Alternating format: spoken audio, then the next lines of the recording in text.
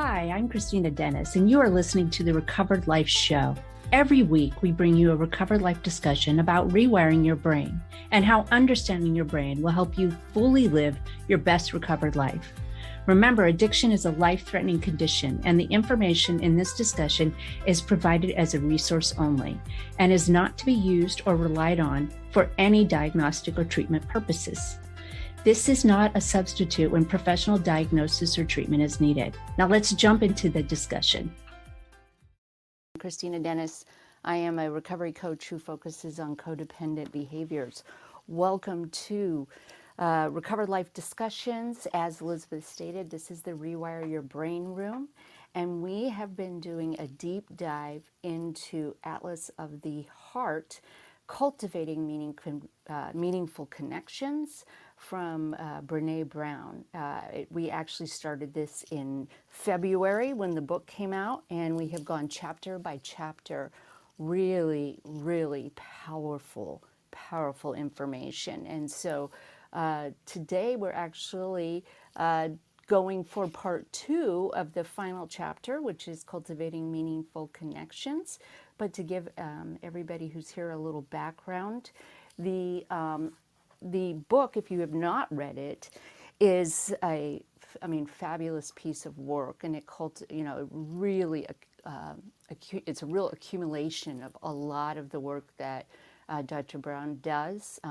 Dr. Brown has shared that she's in recovery, and the start of the book study that we did really shared why she was going and deep diving into 87 emotions and experiences. It was massive, and I know that they're all on the replay, so don't feel that you're behind, because there'll be valuable information being shared right now based on kind of the completion of all of these emotions. But please, if you are interested on listening to it on the replay, you will see that every week we had some amazing conversations about it. And some people might be like, well, why is this in the Rewire Your Brain room? Well, right from the beginning, she shared that being able to define emotions and experiences and having the information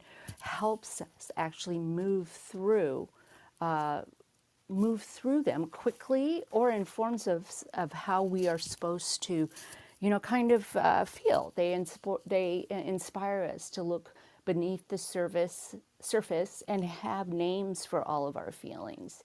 And that in turn changes our brain, which is why it is Rewire Your Brain and why it applies. I think that it's been an amazing experience. And Elizabeth, I know you've been able to come for a few of the discussions, and I so appreciate your input. And I think we'll go ahead and get started with picking up where we left off last week.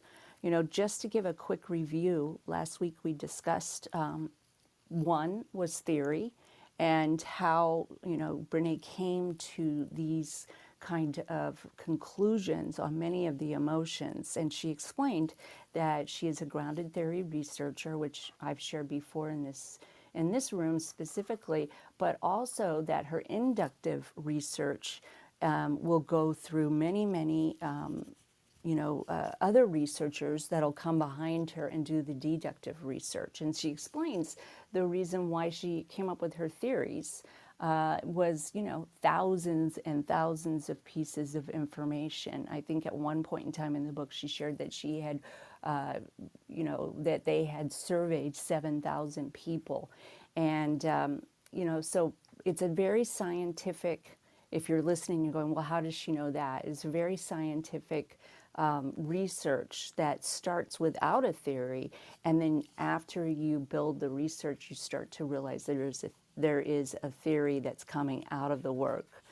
Whereas in the past or in other research, they may start with a theory and then go down the research to figure out what is, does the research support that theory? And so last week we talked about her discussion about how there was always a piece of information missing.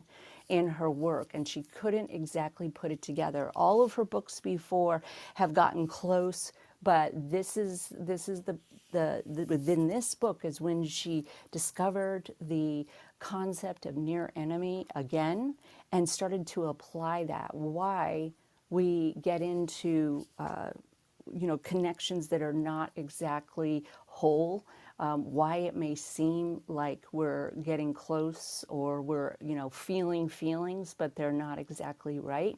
And so she explains that the near enemy of this big information is what keeps us kind of running in circles. And the reason why that applies to addiction is because I'll speak for myself. I'm a recovering alcoholic, and I have drank over these feelings. I have drank over misunderstanding these feelings. I have run for these feelings. And so this has been an amazing, amazing opportunity for me to dive deep, and I've learned a lot.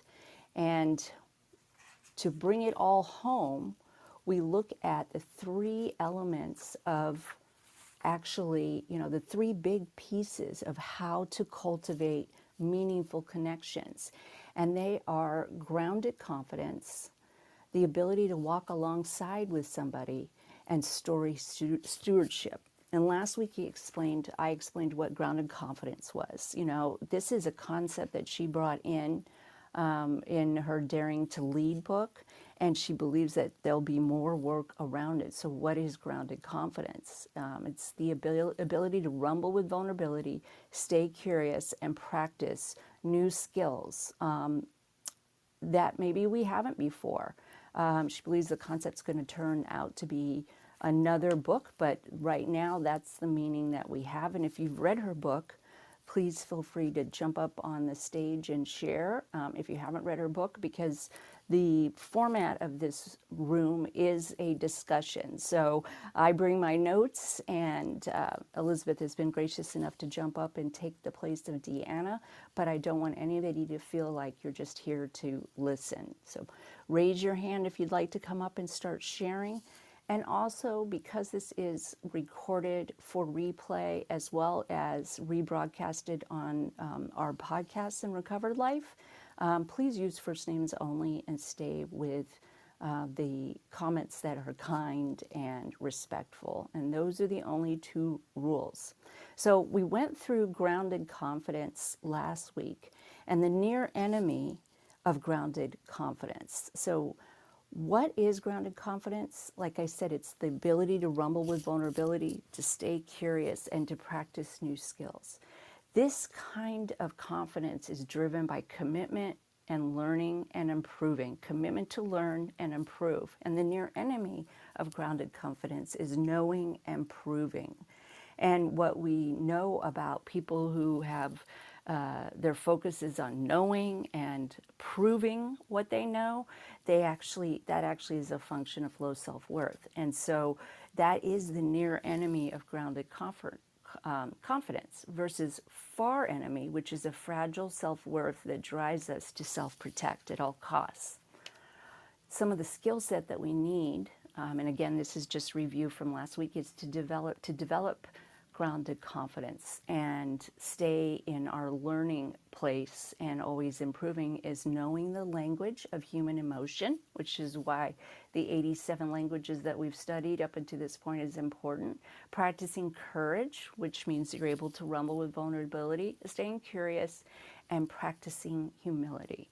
One of the problems we have when we practice humility is that we get it confused sometimes with the near enemy, which is confusing humility with modesty and insecurity with humility.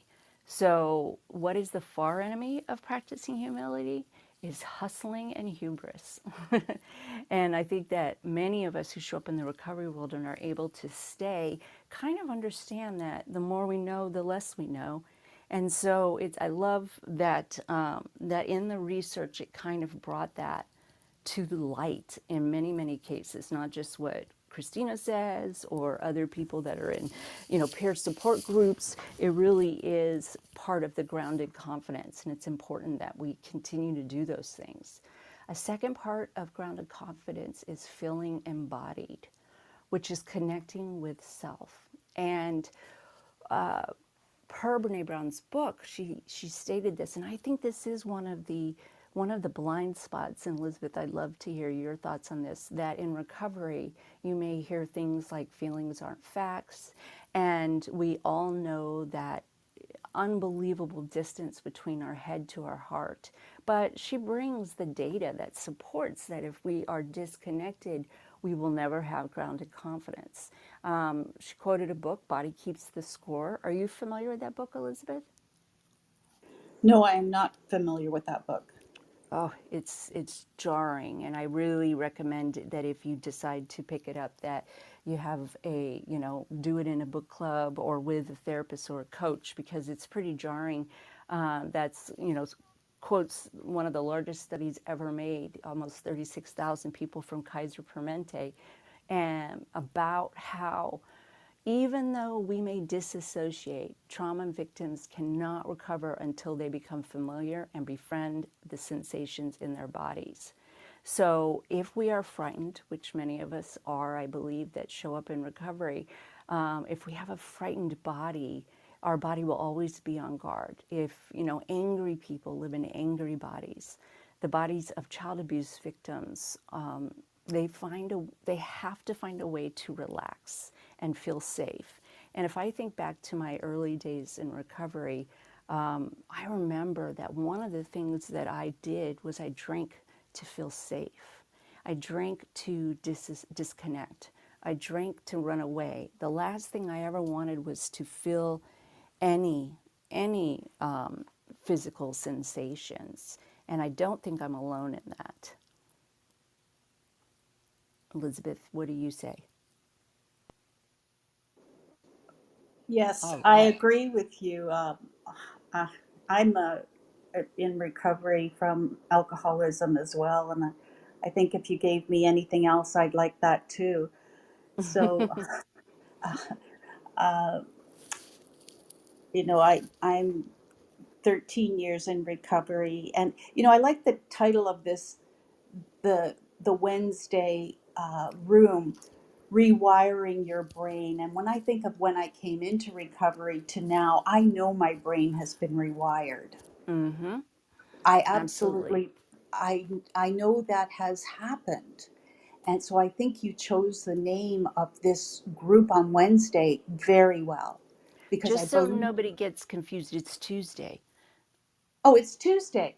Thank you. Although That's what you, we do have a wonderful, wonderful room on Wednesdays. So in order to change, people need to become aware of their sensations. That's why embodiment is so important in grounded confidence. The mind needs to be re-educated to feel physical sensation. The body needs help to tolerate and enjoy the comforts of touch that individuals who have lacked emotional awareness are able to connect to physical sensations and connect those physical sensations to psychological events. So, grounded confidence is driven by learning and curiosity. It's easier to live in our heads and be disconnected from our bodies, but there is always a cost. Hence, the name of the Body Keeps the Score. And a lot of us in early recovery and in later recovery will have problems with depression, anxiety, insomnia. This is our body telling us we have to pay attention. And she brings in the idea from Prentice Hemphill for people who are interested and want to kind of research and go down the road of how do I get embodied? What does that actually mean? I don't feel my body and I need to learn. They have an embodiment institute. So I always like to give people resources so that they can see it. The embodiment awareness is necessary to realign what we do with what we believe. And I think it's important that if you can't figure out or you're struggling with whether you are embodied or what that feels like, I think it's important to kind of look at some of the things that I did in my drinking days, and that feeling I would have that I was going down the wrong road or I was doing things that were outside of my value system. I wanted to get away from that feeling as much as possible. And if you have had a habit, which is what embodiment is, it's a habit of checking in We, if you had a habit of disconnecting, we do what our brain and our needs are based on what we've done. And so if you have shown up in the recovery world and have kind of been doing things in your head and we're here in the brain room, it might seem confusing because I'm talking about physicality now, but it is so important to remember that if we are not embodied, if we've spent the last week outside of our body, then we are disconnected. And in order to feel confident, to have that grounded confidence, which is one of the key elements of cultivating a meaningful connection, then we need to go and kind of do some work around that. The habit to become embodied also helps us to start actually becoming embodiment, to practice sitting with yourself, your hand over your heart, which is, right over your vagus nerve, and sit and see and feel the sensations will help us start searching for that. It's one of the things that I always do with every new client, new sponsee, is that I work with them to kind of feel what their body feels like. And so if you've kind of gone down the road of feelings aren't facts, yeah, I get that. In the beginning, I think that that needs to be true, but there will always need to be a time that we connect within our body. So what does embodiment, what does walking alongside someone mean? That's probably the next place that we need to go, because if you remember, the three key elements of cultivating a connection is grounded confidence, the ability to walk alongside someone, and stewardship. And we're going to explain the last two in today's. So, as I said, Brene Brown has mentioned multiple times that she learned things within this book, within the research of this book that she hadn't had. But in this particular, key element of walking alongside someone, she went all the way back to her doctorate or her dissertation, which was the accompaniment movement. And what she learned in that dissertation was that accompaniment, walking alongside someone, is not pushing them from behind, not leading them from the front. It's walking next to them in solidarity. And this is something I think that we do really well in recovery. We have very few leaders. If you are part of the 12-step movement, the traditions are based on that. But also all of us are just learning at different phases in our life. And so walking alongside someone has some serious positives, and it's part of actually being able to have a relationship with somebody else. What is the near enemy of walking alongside someone? This is where my codependents are going to feel called out. It's controlling the path. Sometimes it can look and feel like someone is with you, but they're trying to control you. There's this feeling underneath it. They're trying to control us, or they're trying to control the outcomes. And I'd have to say, as many of you know, I have a deep love for recovering my codependent behaviors, and this just smacks of codependency. And I would love it if some people want to come up and start sharing, because we've done our catch up and now we're going to get into the meat of today's review. So just putting an invite to anybody who wants to come up. She tells in this story do you want to share something, Elizabeth? Yes, what I'd like to say at this point is staying connected. So, the most important relationship you're going to have is the relationship with yourself. So, always remember that that most connected is learning through recovery, is that connection with yourself. So, again, going back to that grounded confidence and that ability to rumble with vulnerability, is that deep, deep self love, and going deep into that, and then that finding that deep self worth and that self confidence. And when you can be absolutely vulnerable within yourself, then you can be vulnerable within that with others. And Right. when you practice humility in that grounded confidence, uh, with humility and gratitude, you can be peaceful. So that grounded confidence is so important. I look at that as like a foundation in a home, your new home, that is a strong, strong foundation. So when we move on to staying connected, you know that staying connected with yourself like a strong foundation is then when you can walk with someone else, be Yep. it your love partner or your significant relationships in your family. So it's again coming back to that rewired, that you're strong in your relationship with yourself, now walking with, now in heartfelt relation, now ready for heartfelt, you're healing your relationship with yourself, and now ready to move out into healthy boundaries, healthy relationships with others, in staying connected. I love that. Amber, thanks for coming up. So happy to Hey, see you. hi. Um, Thanks for having me. Any reflections on the embodiment? I know last week we were here, and you certainly see uh, in your world, in your profession, how important embodiment is, which is something that I feel like Elizabeth was just speaking on too. Yeah, that's everything personally.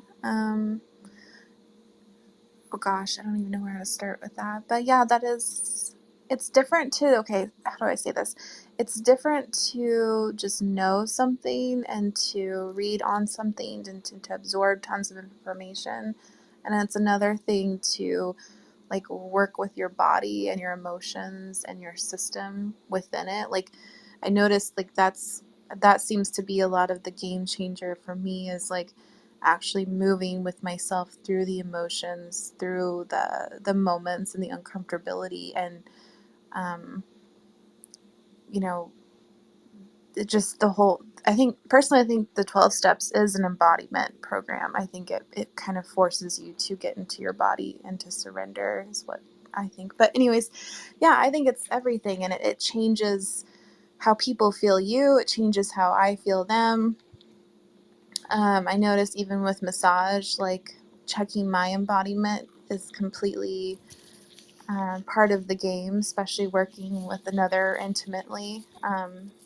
You just, our nervous systems bounce off of each other, and so it's important. Right. I mean, we can't have a connection with other people, which is, the whole point of this exercise. And I think one of the things that, happens, like you said, if you've gone through 12 steps or any kind of peer support, you know what we're talking about. It is that ability to walk alongside somebody. And, at this point, Brene in the books shares about how hard it is to name these categories, which I couldn't even imagine, right?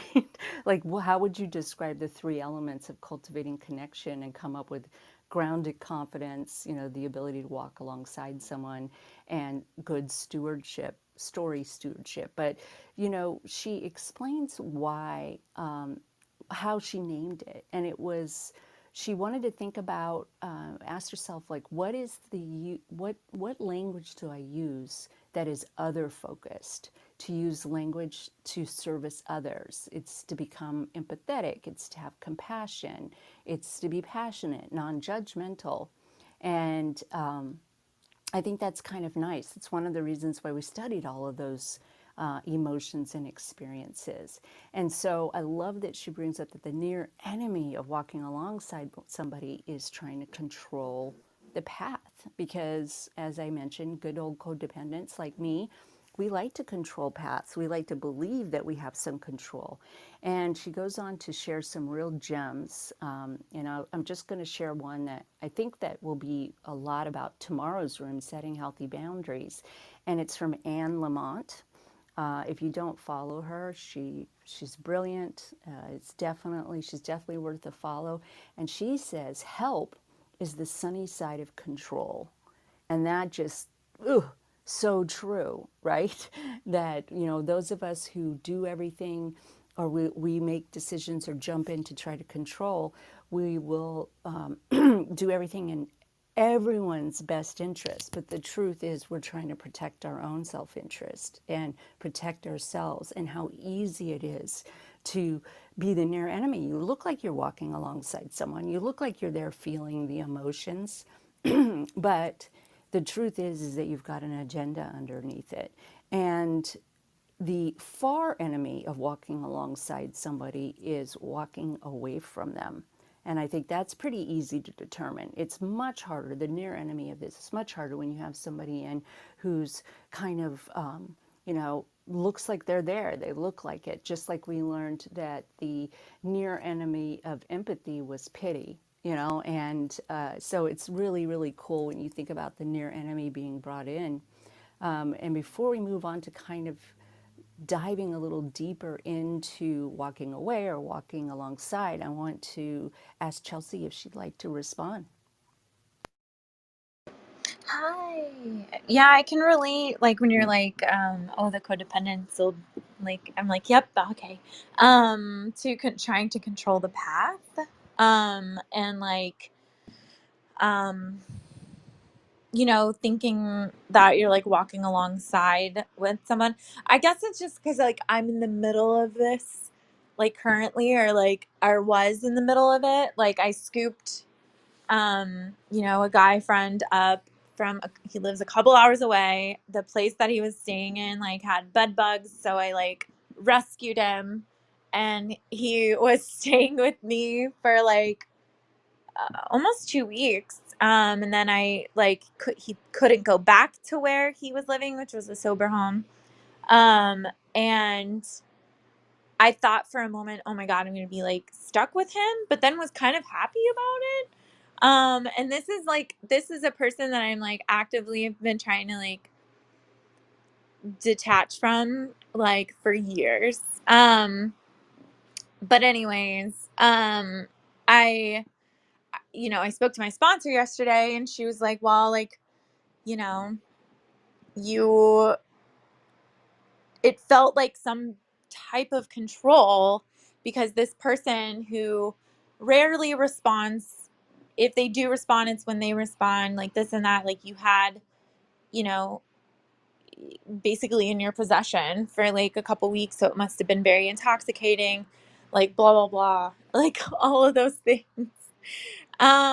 But I think, now that I'm outside of the situation, I think I was trying to like control the situation in that like maybe I was trying to bump myself up like in his list of people in his head. Like I was trying to manipulate the situation. And it's just it's painful. It's painful like trying to I guess what they call like lovingly detach. It's hard to do that. And I know like it's hard to,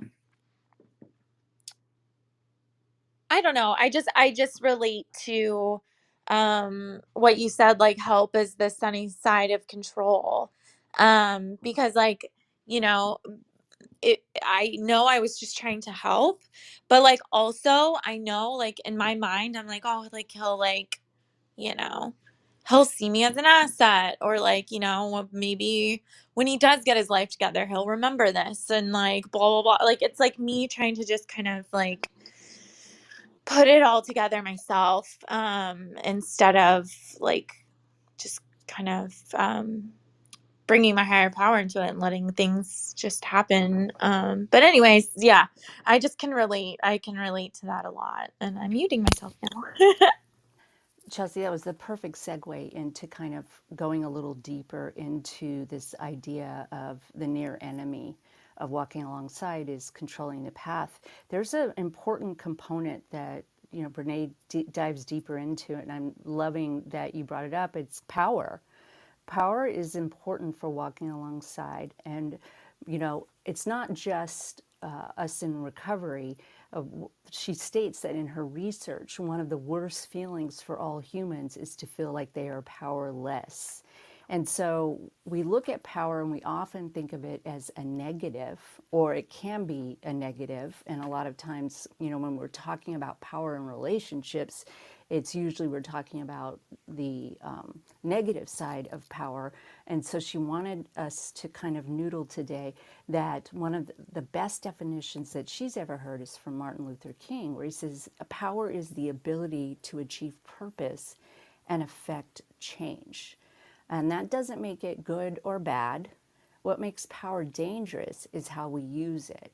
Power is dangerous because when it's disproportionate and it's disproportionate influence and to achieve our own personal gain.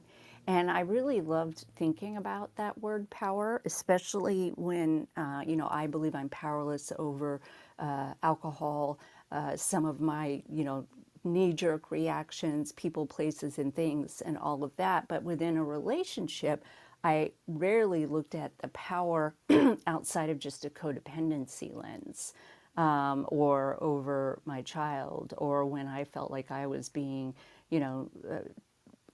taken advantage of, then it would feel like, oh my gosh, they have it. And there are 3 varieties of power, and I want to put these out there and then just hear what this speaker panel wants to say about it, because I think it's really, really cool. Power within 3 variations, and they were explained in the book based on social justice, but I think that they can apply to all real areas of power. So power with is based on mutual support, solidarity, collaboration, recognition, and a respect for differences. So when we are in a group in which we are all equal, power with is basically the dynamic we're using. Power to is based in the belief that each individual has a power to make a difference. And so we know that we're powerful because we can make a difference. But power within is a little different. It's based on the ability to recognize differences and respect others, grounded in a strong foundation of self-worth and knowledge. What we most want to do is operate within a power within, because it allows us to challenge long-held beliefs, pushing against status quo, and allows us to ask, are there any other ways? And I'd love to hear, Elizabeth and Amber, if you'd like to, and Chelsea's thought about this idea of power and the variations. Oh, I like that explanation very much, because power within, uh, certainly in with respect to my recovery, has allowed me to have, you know, what I like to refer to as radical acceptance. And when I think of staying connected with my relationships, I've had to have acceptance, acceptance of myself, and, perhaps looking at it as protection of myself and how I want my recovery to be in, perhaps looking at how, you know, I I have used the 12 steps, but I love the design of living as a result of the 12 steps, 10, 11, and 12, and having that spiritual way of living. And I want to protect that way of living. And so I keep myself in that protection mode. So when I want to absolutely stay connected, I protect that from others. So if someone, you know, the near so the people who I associate with, I want to be in pleasing company. I can certainly deal with others, and let's say in a family connection that people might not treat me well, I will deal with them pleasantly, but I am not going to have them walk all over me, for example, but I will have radical acceptance of how they feel, um, and keep my expectations in the basement and my acceptance on the rooftop. So it gives me a visual, but I will still have love in my heart. So we have that in that staying connected, as Brené Brown says, feelings are not facts. I still don't know exactly how that family member feels. I can't read their mind. I might anticipate that's what they're feeling, but I don't know for sure. But I have to keep my heart right. I have to have that feeling of love because that keeps me in my spiritual zone. I hope I'm not jumping all over the place. So it keeps me right. It keeps Thank me you. in the place I want to be. Um, and but I can still stay connected with my relationships, but on my terms.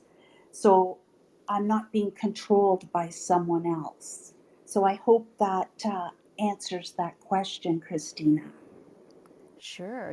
One of the things, I mean, I think that was a wonderful explanation about how you view power. And I think this is such an important, concept to talk about. I think that I'd like to do another room about power completely because, there's always that question.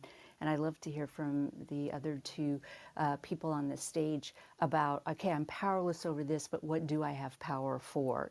What do I have it? And I know as as I look at all of my connections and my relationships, and even in the lens of social justice, I really, really understand the power with and the power to, but the power within can escape me because I'm not exactly sure if I am 100% all the time in a connection that allows for long beliefs to be pushed against or the status quo.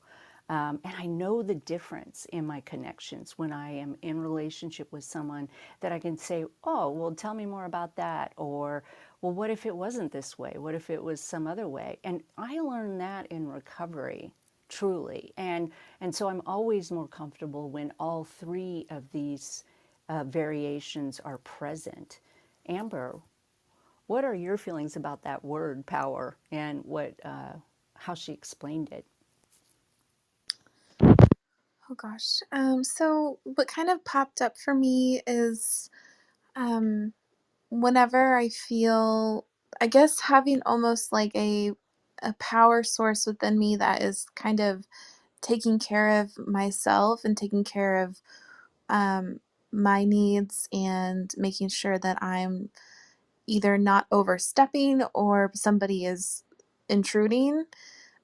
It kind of feels like this kind of um, I don't even know what it feels like, but it's yeah, anyway, so I would just say that I notice for me whenever if I feel someone's kind of coming into my space and I don't feel good about it, having that power to kind of be able to internally and like energetically be able to go, no, I'm not good with that, and be able to kind of not connect it to insecurity or, oh, what are they going to think of me or whatever, but able to love myself enough to be like, I'm good with that. And I can kind of move forward and not have, um, and not push it out in a way that's going to make me feel bad, make them feel bad. I think it's a powerful feeling. Like I feel like people that you would consider that have high amounts of power, it's like it's a it's a like a firm knowing of themselves and I love the grounded confidence. I love that part.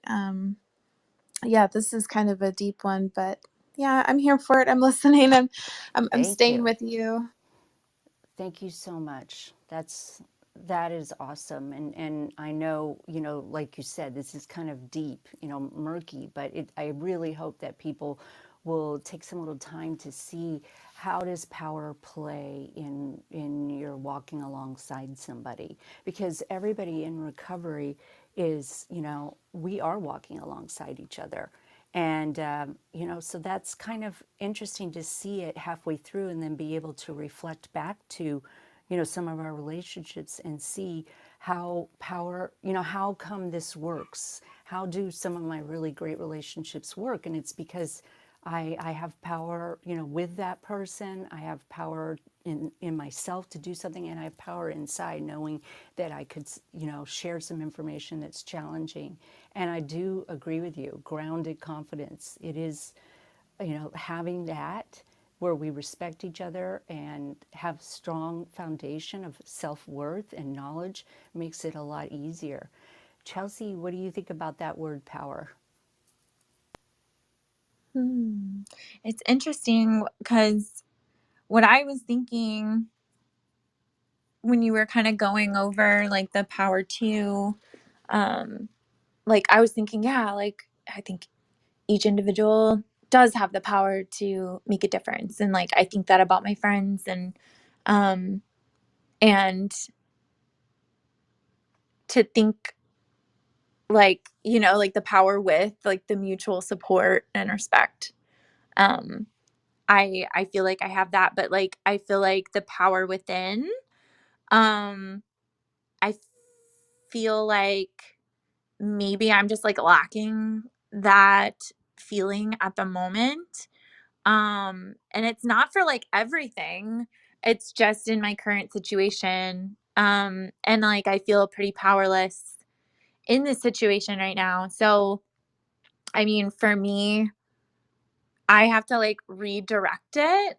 Um and like I had to get like guidance for the redirection, right? Like it's like I'm feeling pretty powerless right now over this situation in my life, which means that like I'm pretty much just thinking about myself right now. So I have to make a commitment to like to help other people and to be there to help other people. But yeah, um I feel like in one little category right now, I'm feeling pretty powerless. But you know, um, I do have a lot of power within, at least to acknowledge that. I think it's like that's like a weird circle, right? Like, because I do feel like I have the power within because I am acknowledging that I'm powerless. Like, it's like a weird little circle there. But yeah, like I like this discussion because I'm like, yeah, this is what I'm working on right now, like the power within. Um, and kind of acknowledging like different things that I'm like powerless over because it hasn't been drugs and alcohol for over 7 years, but people, my people addiction is different. So, anywho, I'm It's in. harder. It's definitely detoxing from toxic relationships and working on my codependency and my ACOA issues has been, for me, much harder than putting down alcohol. And so I admire that you come and share with such honesty. Thank you for being vulnerable. And so now we'll move to the third element of how we cultivate meaningful connections, and it's story stewardship. It's not easy to say that word, but it's that's what she named it. And this speaks to what Elizabeth shared. Exactly so. One of the things that Brene says is that for 20 years, she has gotten this wrong.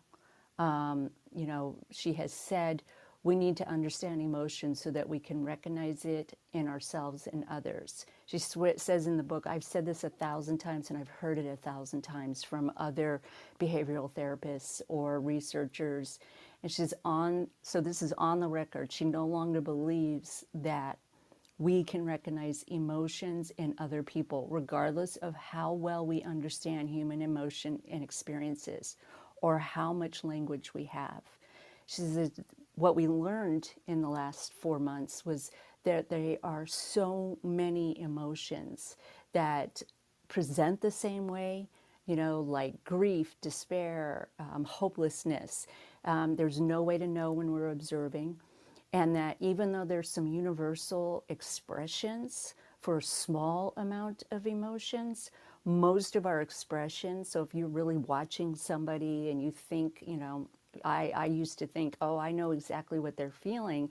And being a coach for many years, I realized pretty quickly on, I don't really know. I think I know, and I can share how I feel like I might feel in that situation. But the only way, which is what Elizabeth spoke to, is that we must ask. And the reason why that's important, stewardship, is because we must honor the sacred story of the ones we share and the ones we are shared with. We have been entrusted with, some of the most deep, incredibly valuable, something that's very deep and incredibly valuable. Or we have something valuable we should treat with respect when we share it with people. And this is something that my codependency recovery and all the work that I've done has taught me. Not everybody gets to hear my stories. Not everybody. We are good stewards of stories we tell when we trust them to the people who have earned it. We're good stewards of stories. It's going to be hard for me to say that one. When we hear, when we're listening, we're being curious, affirming, and believing them when they tell us how they experienced it. What's the near enemy? Practicing good stewardship is not performative connection while driving disconnection. And I really thought this kind of like explained it very carefully to me. And I think we dove deeper into this around chapter 7, where we talked about what true empathy is. But I'd love to hear what Elizabeth has to say about story stewardship and all of that. After we're done with that, I'll share a little bit of something that she shared on how we can not have a narrative take over and a narrative tap out. So, Elizabeth, I'm sure after the years that you've been here, I know you're a good story steward. I'd love to hear what your thoughts are on that. Oh, thank you. Yes, the the near enemy I liked, is the near enemy,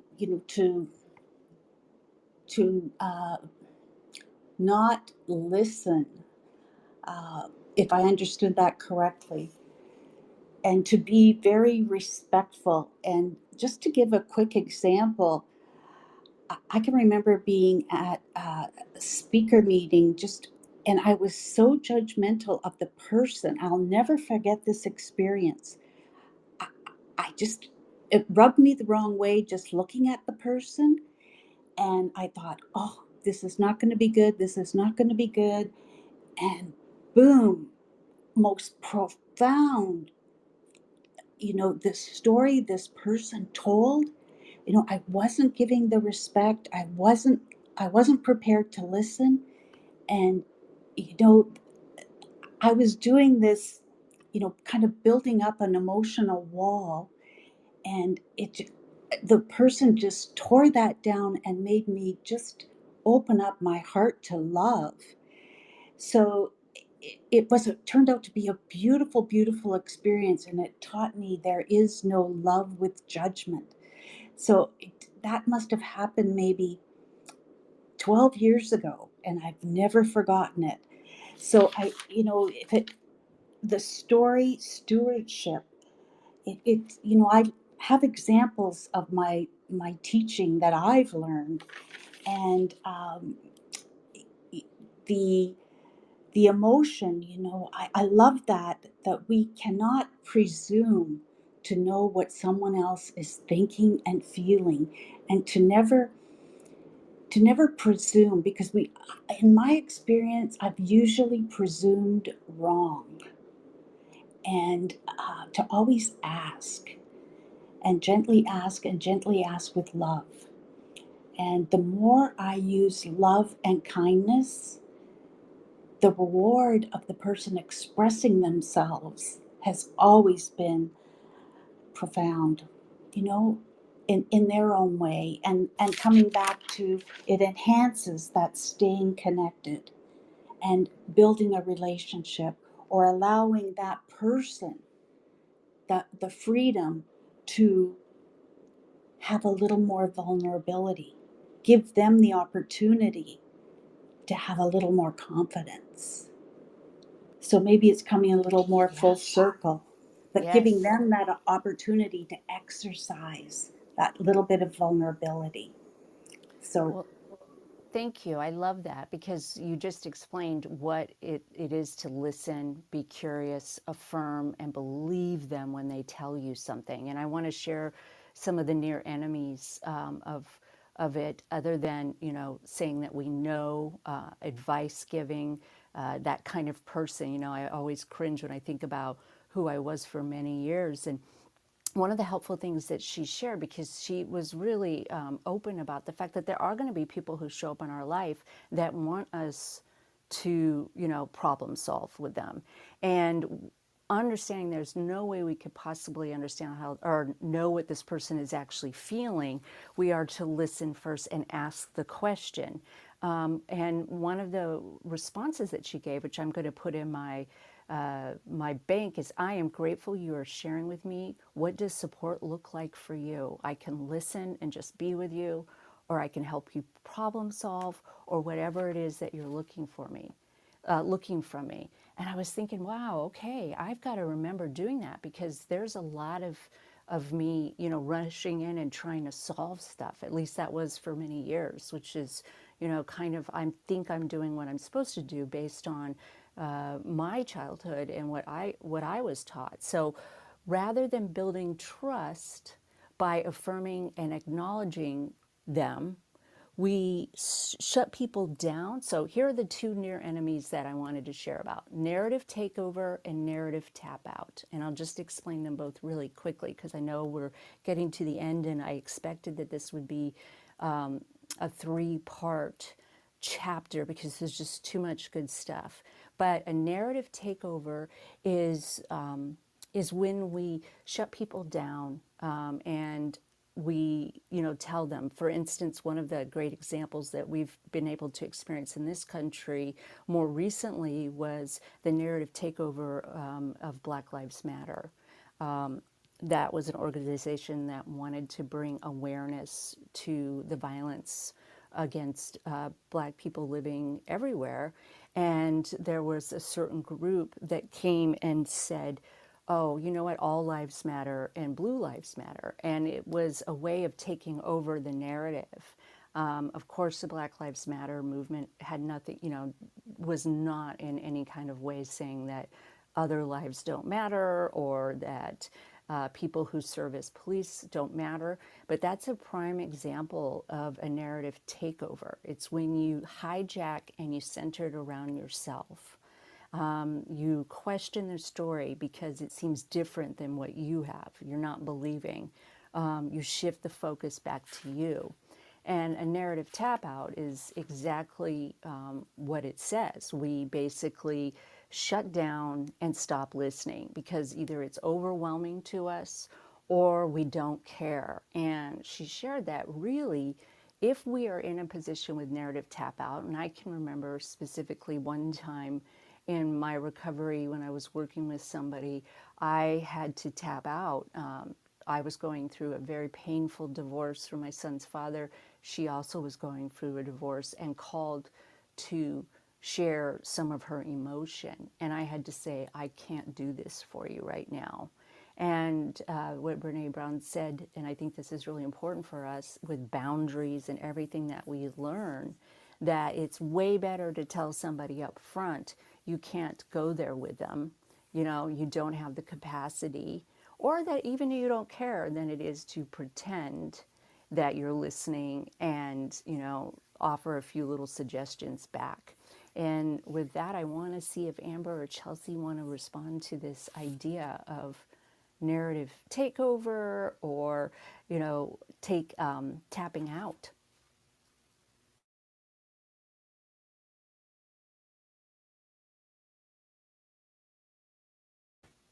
Okay, I probably should have called one person. I hate that when I do that.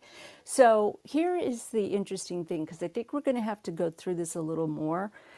One of the things that Brene Brown wrote this book for was that she looked at the core things behind cultivating meaningful connection. And the one thing that is involved in all three, and this will be the subject of next week's room, is access and application, which means it's language.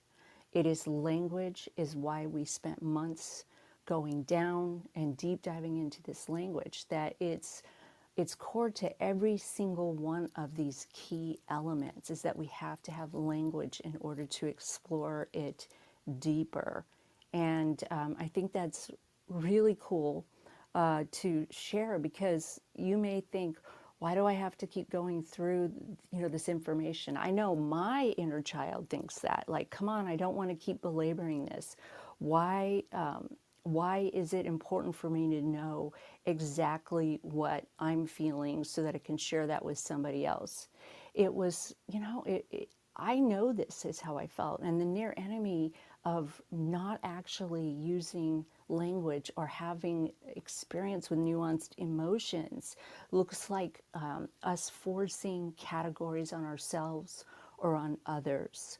Let's saying, no, you're sad.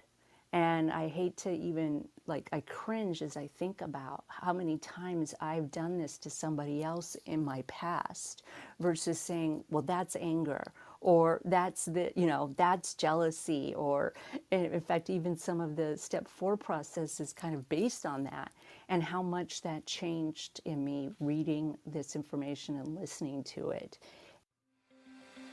If you are newly sober, trying to get sober, or you've been sober for decades and are looking to take your sobriety to the next level, the Recovery Breakthrough 6-week transformation concierge coaching program might be right for you.